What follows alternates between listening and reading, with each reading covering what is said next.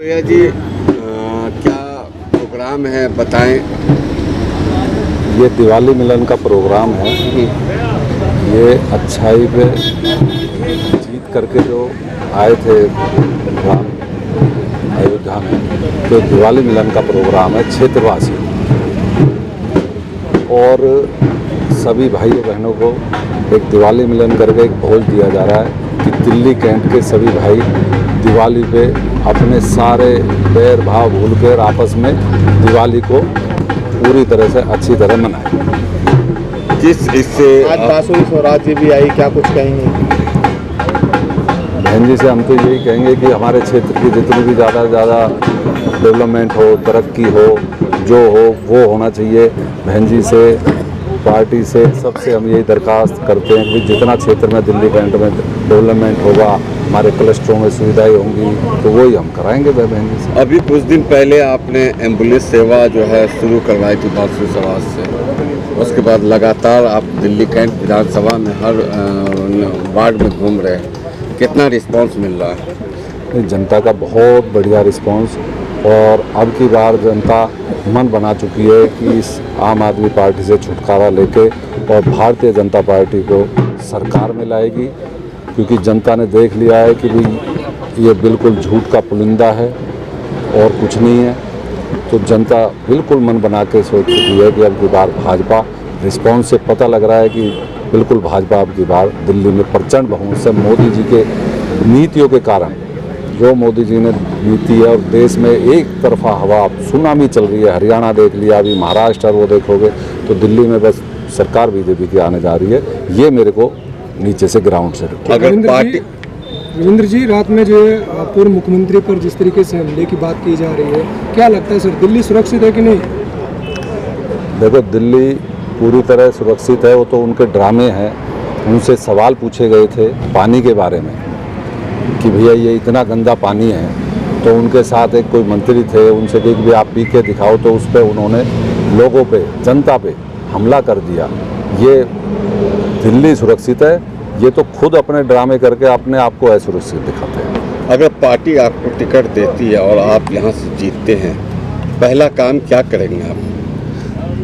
देखो भाई साहब, पार्टी अगर मौका देगी मेरे को, छोटे से कार्यकर्ता को, तो सबसे पहले मैं क्लस्टर्स में जितना भी काम है ग्राउंड लेवल पे, और मैं इनको सबसे पहले जॉब, नौकरी, लोकल जितने भी संस्था हैं, जैसे यहाँ मेरे क्षेत्र में होटल हैं, एयरपोर्ट है, सब है, इनको सबको जॉब दी जाएगी। एक प्रॉपर सिस्टम होगा कि प्रॉपर यहाँ बेरोजगारी बिल्कुल ख़त्म कर दी जाएगी। ये मेरा समारोह में आज आप आए हैं। मैं दीपावली की अपनी तरफ से, हरियाणा वासियों की तरफ से, सभी कैंट वासियों और दिल्ली निवासियों को दीपावली की हार्दिक शुभकामनाएं देता हूं, और लोगों से अपील करता हूं कि इस दिवाली पे ग्रीन पटाखे चलाएं। पर्यावरण का एक दिवाली बहुत ज़्यादा हो गया। मैं हरियाणा में पर्यावरण मंत्री भी हूं, फॉरेस्ट के साथ साथ इंडस्ट्री के साथ साथ, इसलिए लोगों से निवेदन करता हूं इस दिवाली को अच्छे रूप में मनाएं और पोल्यूशन कम से कम करें। और आज भाई रविंद्र लोहिया जी ने कैंट एरिया में ये एक मिलन समारोह, दिवाली मिलन समारोह किया है। मैं अपनी तरफ से भाई रविंद्र लोहिया जी को बहुत बहुत मुबारकबाद देता हूं, और दिल्ली की जनता से अपील करता हूं कि आने वाले चुनाव में भारतीय जनता पार्टी की सरकार दिल्ली प्रदेश में बनाए, ताकि डबल इंजन की सरकार इस दिल्ली प्रदेश में बहुत से काम कर सके, जो रुके हुए काम हैं, और ये प्रदेश तरक्की के रास्ते पर चल सके। राव साहब, क्या कहेंगे जिस तरीके प्रदूषण हो रहा है, सरकार किस तरीके से मैं कह सकता हूं कि सारे काम सरकार नहीं कर सकती। मैं अब भी कह के आया हूं, मैं चंडीगढ़ से कल आया हूं, और वहां अधिकारियों को मैंने कहा है कि कोई ऐसा तरीका ढूंढिए इस पोल्यूशन को, जो हर 2 महीने, साल में 2 महीने, 1.5 महीने होता है, इस पर कंट्रोल किया जाए। तो मैंने ये भी संभावना जताने की कोशिश की है कि इसका पता करो कि कोई कृत्रिम बारिश हो सकती हो, कितने एरिया में हो सकती है। तो मैंने उनको कल तक का टाइम दिया कि इतवार तक भाई इसका पता कर लो।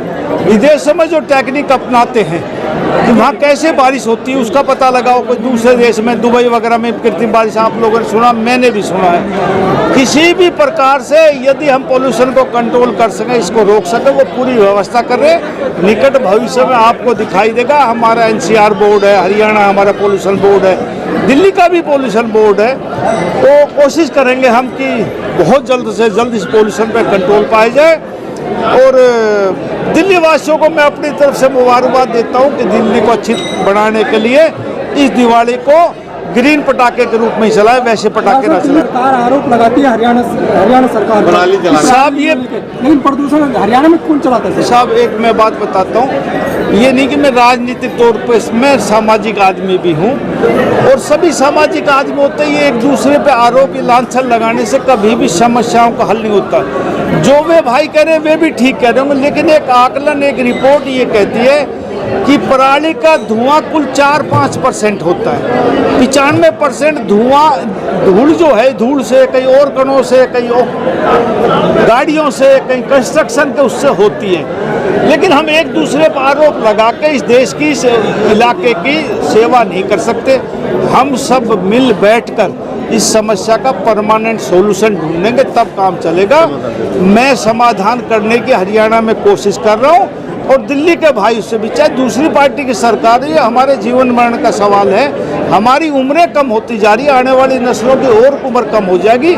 इसको ठीक करने के लिए मैं राजनीति से ऊपर उठकर इसकी कोशिश कर रहा हूं। आपने कहा कि पॉलीथीन प्रदूषण फैलाती है, आप पर्यावरण जो मंत्री हैं, फैक्ट्रियां बंद हो जाएगी। देखो, फैक्ट्रियां सरकार की तौर से बनना और बिकना दोनों बैन है बहुत सालों से, लेकिन व्यवहारिक रूप में आज भी बनती और बिकती हैं।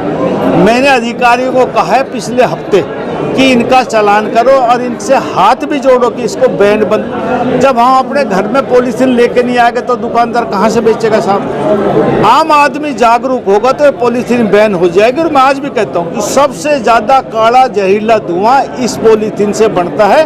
कोशिश से कामयाब होती है, हम कोशिश करवा रहे हैं।